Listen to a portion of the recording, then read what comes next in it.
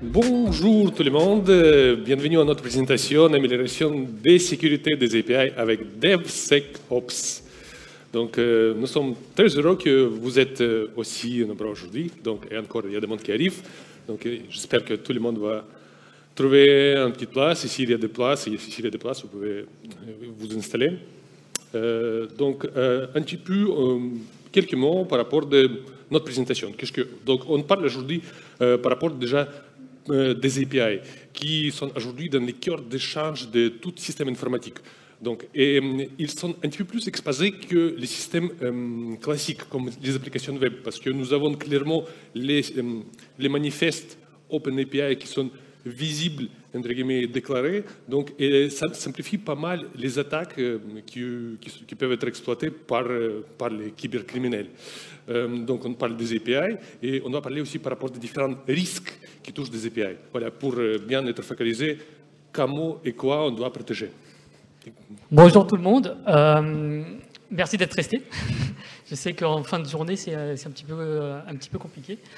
Donc, on va aborder en fait la méthodologie DevSecOps qui vise à sécuriser l'accès à nos API au niveau infrastructure, mais également sur les phases de build. Comment est-ce qu'on sécurise, avec quels composants, et comment est-ce qu'on va amener nos API à un niveau de sécurité qui soit satisfaisant par rapport aux besoins de l'entreprise. Et tout d'abord, 2-3 mots par rapport de nous, le speaker. Comme ça, on se présente déjà. Je vous présente Fédir. Alors, c'est mon collègue, j'espère. Toujours. C'est notre expert technique à la GPM. Il travaille sur l'open source, il aime l'ethical hacking et il travaille en ce moment beaucoup sur les diagrammes d'architecture pour bien architecturer notre SI. Merci Reza. Et à mon tour, laissez-moi vous présenter Reza Essani, notre technical lead, tech lead, qui travaille dans la team opération IT. Donc Reza s'occupe de l'infrastructure Linux. Il porte de nombreux projets liés à la CI/CD et à DevOps à l'IGPM. Donc, déjà quelques mots par rapport à GPM, parce qu'il y a des gens qui ont déjà travaillé avec nous. J'ai vu pas mal de nos partenaires, mais il y a certains qui peut-être qui seront nos futurs collègues ou certains partenaires. Donc, je vous présente le groupe AGPM. Donc, nous sommes à Toulon. C'est voilà, c'est une boîte locale. Oui, voilà, on est vraiment le siège social, il est à Toulon. AGPM, ça signifie Association Générale de Prévoyance Militaire, AGPM. Donc, la société, il existe depuis 70 ans et initialement, il était créé par les militaires pour les militaires. Donc, on a certains de ces caractères liés dans le domaine de défense, ministère de défense. Voilà, donc on assure les militaires de France. On a 700 000 clients parmi les militaires, beaucoup de militaires parmi eux. Actuellement, nous sommes relativement pas nombreux, donc nous sommes seulement 800, 900 dans les boîtes et nos chiffres d'affaires sont environ 500 millions d'euros par an. Donc voilà, donc c'est une boîte très spécialisée, sectorielle, qui on a de l'assurance, de santé, de retraite, une gamme de produits, de services qui sont accessibles à tout, pas uniquement aux militaires, mais même vous pouvez être assuré de HPM. Voilà. Donc j'ai... Ça fait 70 ans que la boîte existe. La boîte est passée par plein de transformations technologiques et techniques, organisationnelles. Et on a entamé depuis fin 2020 une transformation liée au DevOps.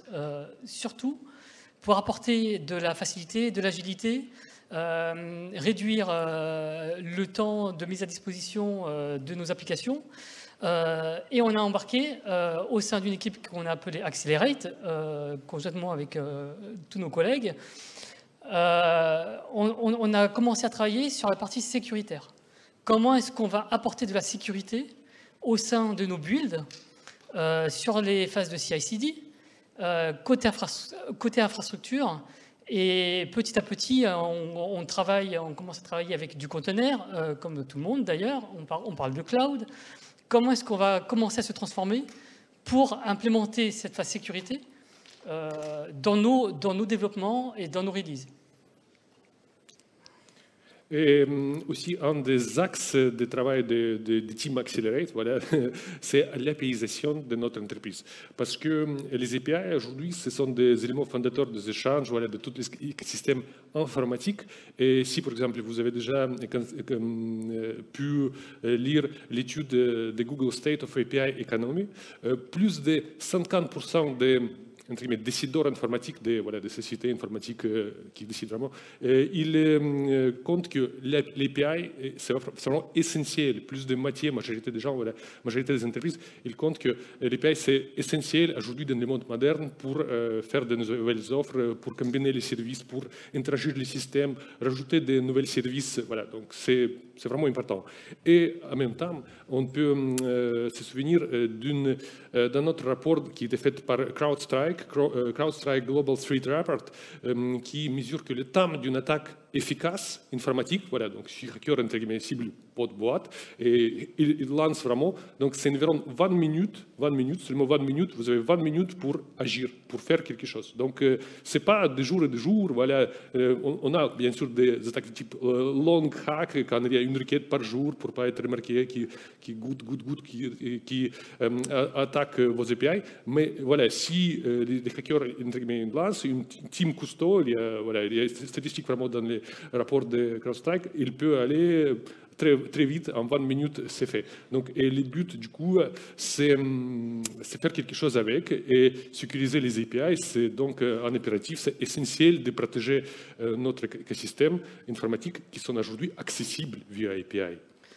Une API, on en parle là depuis le début. Qu'est-ce que c'est réellement ? C'est mettre à disposition de personnes ou bien d'applications qui vont venir consommer du service chez nous de manière j'espère, sécurisée. Sinon, on aurait un problème.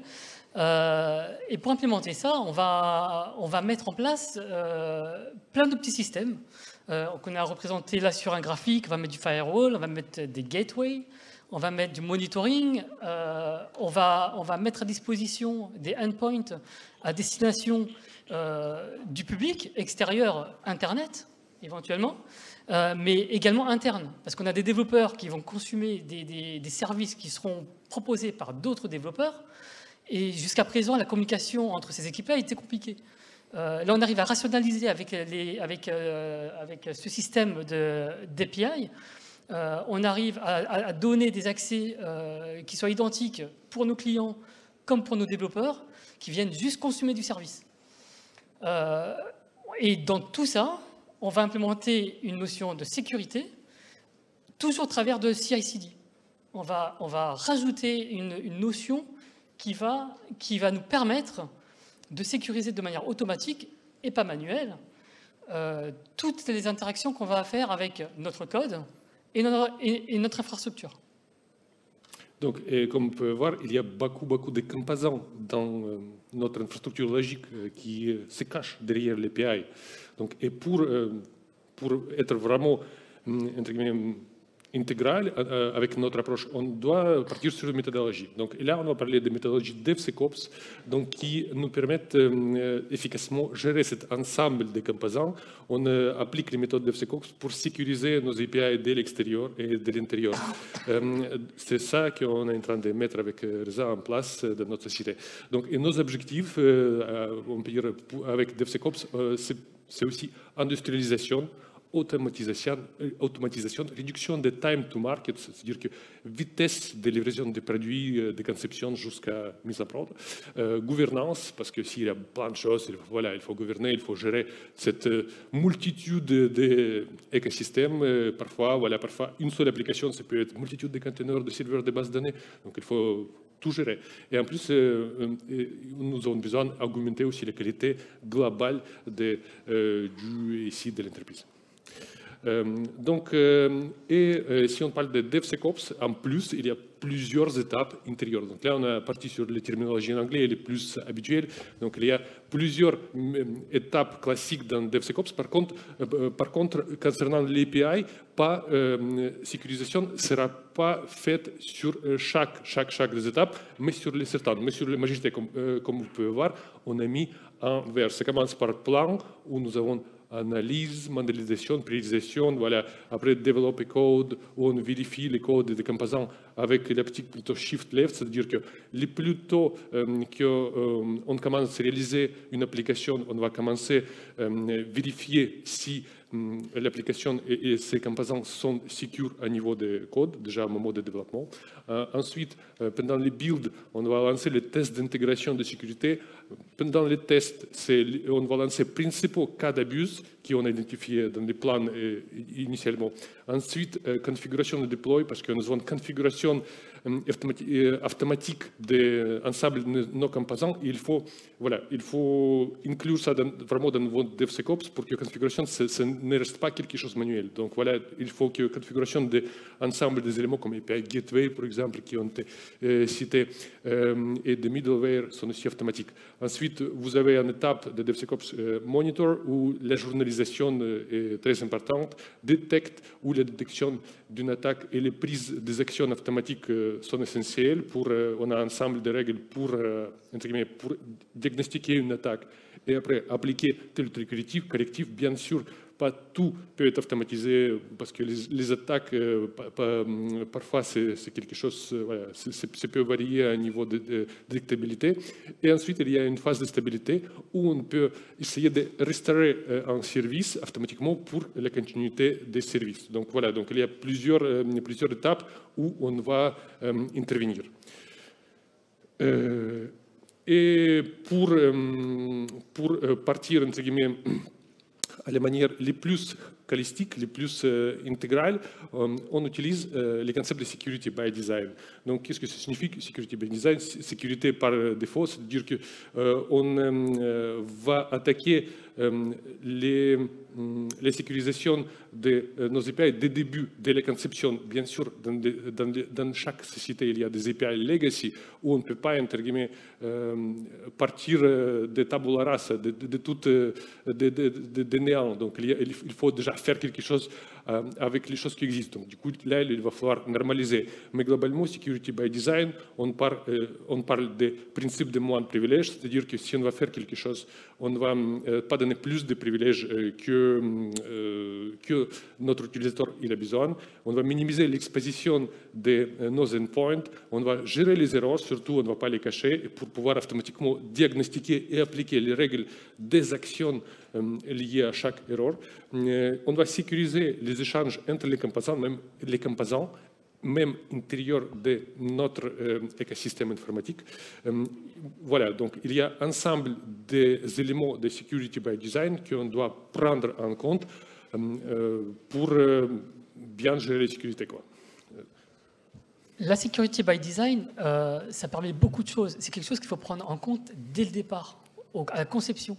Une fois que le code est fait, revenir dessus, c'est très compliqué. Et je peux vous dire que la partie organisationnelle sur la sécurité, c'est quelque chose qui est très compliqué.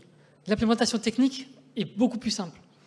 Mais parler avec tous les acteurs de la société pour implémenter la sécurité, c'est très compliqué. Au niveau des endpoints qu'on va exposer, on doit protéger. C'est le maître mot. Fédir l'a bien dit, on va faire du security by design, on va implémenter des choses dans le code, dans les phases de build, qui vont tester, vérifier les composants qu'on utilise, avec des systèmes qu'on va présenter. Mais on doit aussi s'occuper de la partie infrastructure. On doit systématiquement protéger toutes les API, internes comme externes. On veut mettre à disposition un service à une équipe de dev en interne. Ce n'est pas parce qu'on est en interne qu'on va faire du HTTP. On va sécuriser. Ce n'est pas parce qu'on est interne qu'on va dire c'est bon, tu peux accéder sans authentification. On doit mettre en place de la sécurité partout, à tous les niveaux. Et on doit remonter les informations liées à ce qu'on met en place. On ne peut pas dire on va mettre une URL super compliquée avec une clé super longue en espérant que personne ne la trouve. C'est juste une question de temps. Il y a plein d'outils, qui sont utilisés par le monde qui permettent de faire du scan et puis de les trouver, tous ces endpoints-là. Donc on ne peut pas partir en disant on va mettre une URL super compliquée, il n'y a personne qui va la trouver. Non, il faut partir du principe que tout ce qu'on va exposer peut être attaqué. Donc, on va implémenter des choses. On va implémenter principalement sur la partie infrastructure, dans un premier temps, des API Gateway. Ce sont des outils que vous pouvez trouver en open source, en payant, ça, il n'y a pas de souci, il y en a plein, qui vont mettre en place des éléments qui vont permettre de sécuriser. Comme par exemple, mettre des quotas sur les requêtes. Dire que pour tel utilisateur, on a droit à, je sais pas, 20 requêtes par seconde, ou 1000, ou 2000, peu importe. Il faut juste le définir, l'écrire et le monitorer. On va mettre en place du DDoS. Alors ça va être des anti-DDoS, des outils réseau ou bien autre chose. Je sais qu'il y en a plein qui l'utilisent déjà, même en open source, et il y en a un qui est vraiment très bien utilisé. On va mettre du monitoring, on va faire du suivi métier, suivi log. Et tout ça, pourquoi? Pour être certain que tout ce qui va se passer vers nos API passe par un composant qu'on va pouvoir instancier, monitorer, mettre à jour de manière automatique et versionner. Donc la CI/CD, elle intervient aussi à ce niveau-là. Ce n'est pas juste un composant qu'on déploie, on va faire de la config as code, on va envoyer des configurations, on va mettre à jour sur les préconisations des outils qu'on va utiliser, sur les partenaires avec qui on va travailler. Mais c'est quelque chose qui est vraiment important. Ça permet de rationaliser l'accès à tous nos endpoints et d'implémenter une sécurité globale. On va également partir du principe qu'on fait confiance en personne. Ce n'est pas parce qu'on est en interne qu'on a confiance en tout le monde. Une personne malveillante peut être dans la société, faire du scanning, faire de la récupération de data sur le réseau, et stocker ça bien gentiment dans son coin pour se dire un jour, je vais partir avec et puis je vais pouvoir soit faire du chantage, ou soit aller vendre à un pays extérieur ou n'importe. Donc, on n'a pas confiance. Donc, on implémente de la sécurité à tous les niveaux. Tous les flux internes cryptés. HTTPS, si on peut le faire jusqu'à la base de données, on va jusqu'à la base de données. Il y a des solutions pour ça, hein, qu'on soit sur du Postgres, sur de l'Oracle, sur du SQL Server. Il y a des solutions pour tout. Il faut juste passer un peu de temps à chercher, trouver les bonnes solutions et les implémenter. On va également mettre en place des éléments qui vont permettre de vérifier systématiquement l'accès à toutes les données. C'est pas parce qu'on va dire aujourd'hui à un développeur c'est bon, tu as accès à ça, demain il va accéder à une autre donnée, on doit vérifier qu'il a bien droit d'y accéder. Et qu'est-ce que c'est ça? C'est sur les privilèges. Ce sont des outils d'IAM par exemple qui vont permettre de définir les accès, fournir des tokens, définir les privilèges. Je suis sûr que vous en utilisez déjà plein, que ce soit cloud ou pas. Mais c'est vraiment important. C'est vraiment important. C'est l'entrée. Ça, c'est l'entrée. La vérification de qui accède à quoi, c'est l'entrée sur notre système d'information. OK. Et comme vous pouvez imaginer, l'implémentation des systèmes de Zero Trust, comme vous avez expliqué, sur un écosystème avec multitude d'applications. En plus, aujourd'hui, il y a des containers, il y a des microservices. Voilà, ça peut être vraiment, entre guillemets, complexe parfois, les écosystèmes des entreprises. Donc, ça prend beaucoup de temps. Donc, ça peut prendre beaucoup de ressources, beaucoup de temps, beaucoup de serveurs. Voilà. Donc, et pour pouvoir avancer efficacement et mettre en place les principes de Zero Trust, on doit commencer peut-être par standardisation. C'est-à-dire que pour avoir, entre guillemets, les éléments qu'on peut opérer après facilement, il faut standardiser les API, standardiser vos applications. Donc, du coup, ce que ça signifie, c'est que tout d'abord, il faut partir sur un standard. par exemple, ça peut être OpenAPI version 2 ou 3, parce que version 1, c'est un peu compliqué à mettre en place. Et Duo, c'est peut-être il faut décommissionner les API legacy, parce que si vous avez voilà, les API comme nous, GPM un peu historique, voilà, donc une société de 70 ans, voilà, ça ne s'inscrit pas en 2021, donc il y a certains bagages historiques. Donc du coup, c'est important de décommissionner des API legacy, surtout s'ils sont faits à l'ancienne, genre SOAP, RCP, etc., pour avoir, entre guillemets, standardisation de vos API, pour après opérer aisément. Donc, une fois que vous avez standardisé les API, ça devient beaucoup plus simple d'aller plus loin, plus vite. Ça signifie que ça donne la possibilité de créer des starters des API, c'est automatiser la maintenance des API, création de nouvelles API, gérer les opérations standards, les déclarer sur les gateways aussi automatiquement, mettre en place les procédures de sécurisation, voilà, appliquer les méthodes DevSecOps. Donc, standardisation qui donne la possibilité à l'industrialisation. Donc, une fois que nous avons industrialisé nos API, une des premières étapes, ce que ce sera logique à mettre en place, parce que c'est assez entre guillemets, facile avec des outils qui sont disponibles même dans le monde open source, c'est implémenter l'étape de SCA, Software Composition Analysis. Donc, qu'est-ce que ça signifie? Qu'on va vérifier tout simplement, automatiquement, si tous les composants qui sont utilisés par nos API, par les codes applicatifs, mais aussi bien par l'infrastructure, s'ils possèdent des vulnérabilités ou pas. Donc, il y a des sites comme, par exemple, le National Vulnerability Database, il y a des composants, il y a des applications, par exemple, comme Dependency Check, la SNAC, GitLab aussi, il intègre cette partie-là, qui automatiquement font l'analyse si votre application Java, PHP, JavaScript, il me semble que, voilà, donc Node, donc s'il possède des composants avec les vulnérabilités connues. Et du coup, vous pouvez générer automatiquement les rapports et vous pouvez avoir des KPI par chaque application, par chaque API, qu'ils possèdent des vulnérabilités connues. Donc ça c'est déjà facile à mettre en place. Et voilà, c'est effectivement simple. Deuxième étape, ce que vous pouvez faire ensuite, c'est, ce que nous pratiquons, c'est mise en place de DAST. C'est-à-dire que DAST, c'est Dynamic Application Security Test. En gros, c'est des phasers qui envoient plein de payloads sur les endpoints de vos API qui sont déclarés dans les manifestes de OpenAPI. Et du coup, voilà, ce n'est pas les tests, ils ne vont pas n'importe où, mais quand même sur les endpoints. Avec les méthodes DAST API, qui incluent aujourd'hui, il me semble que dans GitLab Ultimate, et aussi bien on peut réaliser avec Jenkins, plus un peu de Avast, Z-Attack Proxy. Du coup, on envoie on essaie de casser notre application. Attention, là, vous faites des tests sur un environnement de test, bien sûr. Hein. On ne voyait pas ça en production.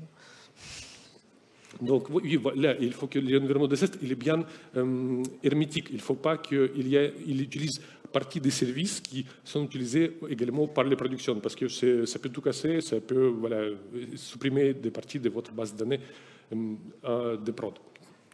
Donc, en étape suivante, c'est mise en place des security applications, c'est des tests statiques des codes d'application SAST qui exécutaient plutôt dans le format white box, où les outils comme Veracode, GitLab, SonarQube, ils vont analyser la composition de votre code, voilà, et ils vont essayer, en se basant sur les patterns qui sont maintenus par les créateurs de chaque application, ils vont essayer d'identifier si le code il possède des vulnérabilités ou pas. Cette méthode elle n'est pas toujours super fiable, il permet de détecter uniquement 50% des vulnérabilités, mais quand même, ça avance pas mal les vérifications globales. Là, c'est super.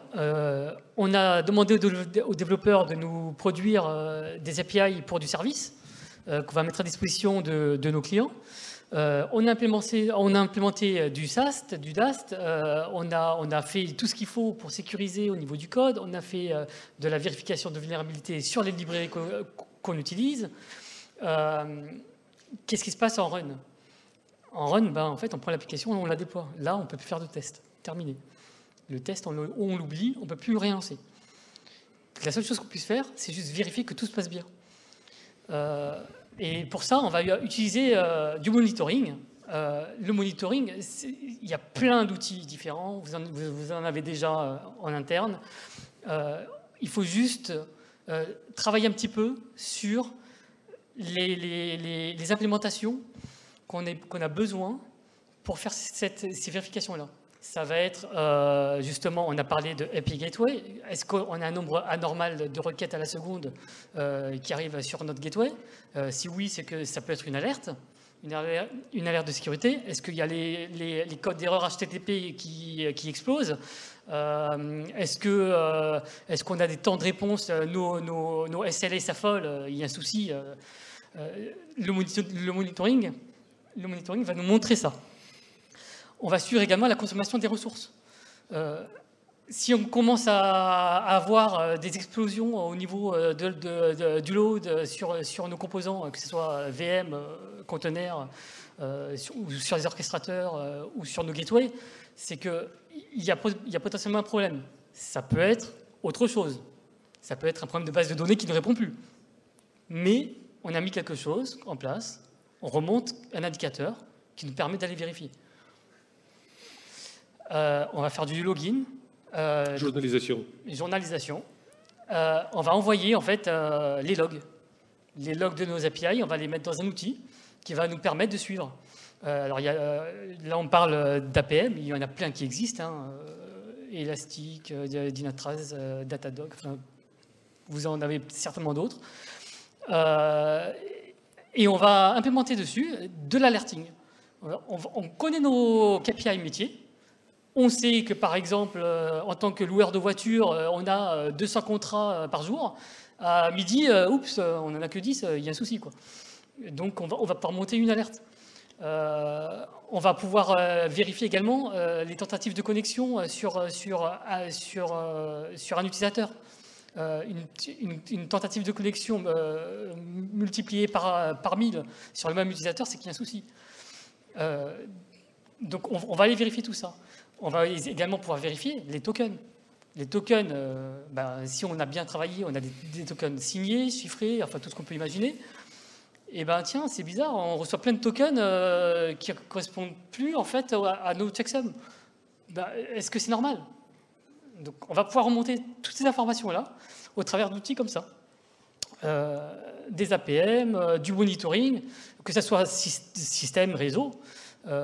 Il faut implémenter des solutions qui correspondent à vos besoins. N'allez pas voir le voisin. Vous pouvez demander au voisin ce que vous utilisez, pas de souci. Mais est-ce que c'est adapté pour vous? Parce qu'il y en a des solutions, il y en a beaucoup. Il faut juste choisir la bonne. OK. Donc là, on a abordé les méthodes on peut dire, générales, globales, les points où on implémente DevSecOps. Et là, on va parler plus précisément par rapport aux risques, les risques réels et comment on va se protéger contre ces risques avec quelle méthode. Donc, il existe un projet qui se date de 2019. Voilà, il est toujours en phase d'évaluation.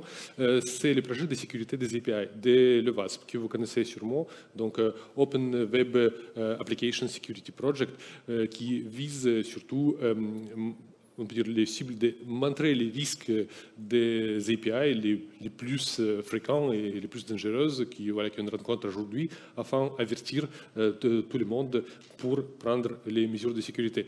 Donc, il y a plusieurs risques principaux. Il y a 10, 1, 2, 1, 3, 4. Par contre, pas chaque risque, on va pouvoir gérer avec DevSecOps, parce que certains risques, il faut prévenir au niveau des codes, mode développement. Donc, nous, on va vous parler surtout sur les risques et les solutions qui concernent DevSecOps.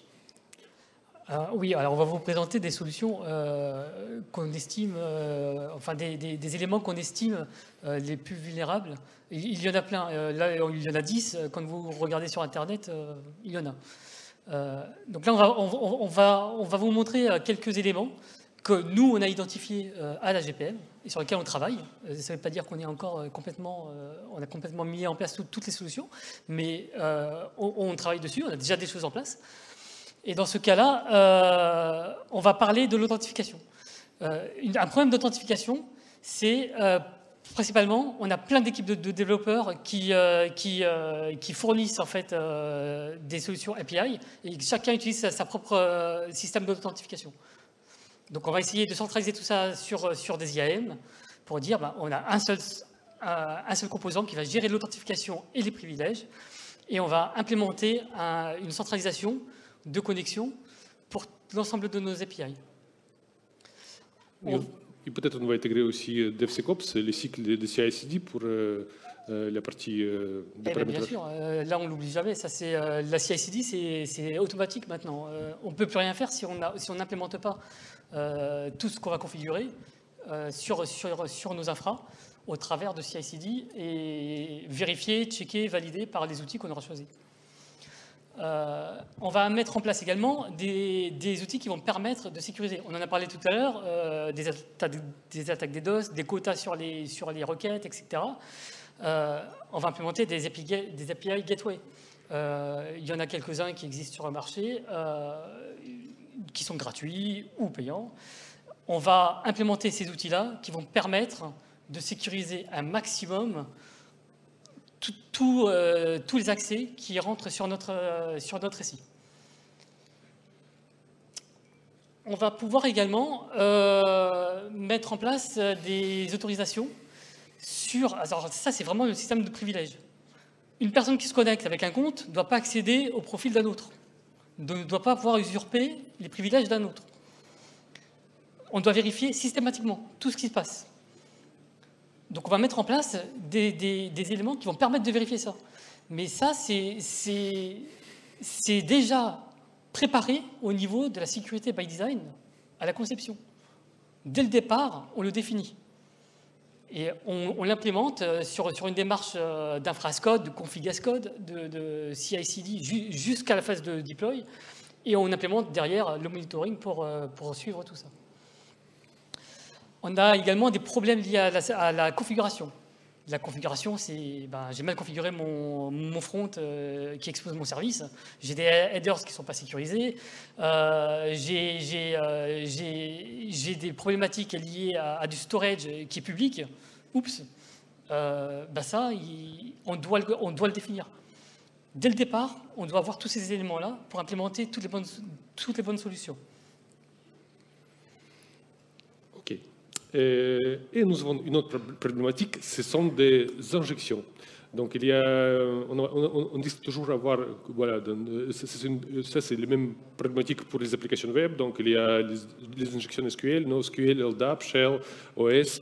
Sauf que cette fois-ci, ils sont envoyés sur les endpoints qui sont clairement exposés. Donc il n'y a pas de carrément phase d'exploration de vos endpoints parce que voilà, ils sont déjà connus dans vos manifestes API. Et du coup, ça facilite quelque part l'injection. Donc du coup, là, on doit mettre en place des pare-feux. On doit mettre en place les pare-feux optimisés API, des gateways avec des fonctions de sécurité, des middleware spécifiques.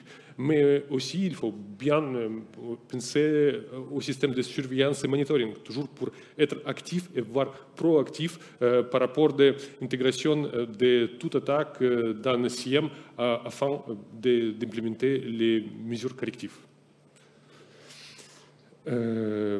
Un autre risque qui est lié au cloud aussi, beaucoup au cloud, c'est la gestion insuffisante des points d'accès. Parce qu'aujourd'hui, avec Kubernetes, avec DevOps, avec le multi-cloud, nous avons souvent plusieurs endpoints qui se baladent partout sur Internet. C'est-à-dire que vous avez toujours votre production qui est bien maintenue, qui est bien sécurisée, il y a un pare-feu. Mais par contre, vous pouvez avoir staging, vous pouvez avoir test, vous pouvez avoir QP, je ne sais pas, plein des endpoints, des anciennes versions des API qui vous gardez pour la compatibilité avec vos partenaires. parce que peut-être c'est eux qui prennent un peu de temps pour mettre à jour ces API qui vont parler avec vos API. Voilà. Donc, ce qui est dangereux, c'est quand les hackers, ils dépassent, voilà, ils rentrent par cette backdoor quelque part. Voilà. Ça se transforme en backdoor. C'est-à-dire que vous avez des endpoints, des points d'accès qui sont moins bien protégés que les productions, mais qui apèrent aussi aux données de production. Donc là, il faut entre guillemets, sécuriser ces endpoints, gérer suffisamment bien afin de les protéger également. Donc là, quelle solution à niveau de DevSecOps on peut implémenter? C'est l'automatisation de la maintenance de l'inventaire, c'est-à-dire qu'il faut savoir qu'est-ce que vous avez, il faut que vous avez des scripts qui automatisent et vous donnent cartographie de vos API, soit vous pouvez utiliser des systèmes d'API management qui sont bien faits aussi pour cela. Après, il faut bien appliquer les policies à niveau d'accès, limiter les accès des données en production et séparer les accès des données de production de non-production. C'est-à-dire qu'il ne faut pas que, pour les raisons de budget ou quelque chose, ou juste négligence, il y a des middleware qui sont utilisés et par prod, au middleware, au endpoint, et par prod, et par les plateformes non-prod pour pas que les hackers les rentrent par cette backdoor. Et ensuite, vous pouvez toujours mettre des API firewalls, mais aussi il faut penser à mettre en place des systèmes de décommissionnement automatique des API. C'est-à-dire que si vous avez des anciennes API, il ne faut pas juste créer de nouveaux, mais il faut enlever des anciennes API, soit les patcher, sécuriser, maintenir en forme. Journalisation. Et on va remettre une couche encore sur la journalisation et le monitoring. Encore une fois, une troisième fois, je crois, on se doit de mettre en place des outils, des APM, des SIEM, des outils qui vont vous permettre de suivre votre production. Ça, c'est primordial. On ne démarre pas une API en production si vous n'avez pas un minimum de ça. Ça, on l'a bien compris à la GPM, on a ce qu'il faut, mais c'est important. C'est vraiment quelque chose qui est vraiment très important. Si on ne peut pas suivre ce qui se passe, eh ben on n'est pas capable de comprendre ce qui se passe, on n'est pas capable de patcher, et on n'est pas capable d'expliquer. Ok, super. Donc voilà, on a fait un tour des différents risques, des différentes solutions. Voilà, donc comme vous pouvez voir que API aujourd'hui c'est quelque chose qui est sensible, qu'il faut vraiment traiter. Voilà, parce qu'on ne parle pas trop, mais il faut vraiment porter attention à cette spécificité des DevOps, des entreprises, des échanges, et appliquer les méthodes de DevOps, DevSecOps pour les meilleures sécurisations, pour rendre les maintenances faisables avec les méthodes industrielles et en s'appuyant toujours sur certains standards des marchés. Voilà, donc on a rajouté quelques ressources pour ceux qui veulent aller plus loin. Donc si vous voulez, on a peut-être une minute, ou peut-être même pas, de questions-réponses. Voilà. Je pense que vous pouvez nous rencontrer après dans les couloirs, soit contacter... Sur les réseaux sociaux. Voilà. Vous nous trouverez facilement, je pense. Voilà. Merci pour votre attention. Merci beaucoup.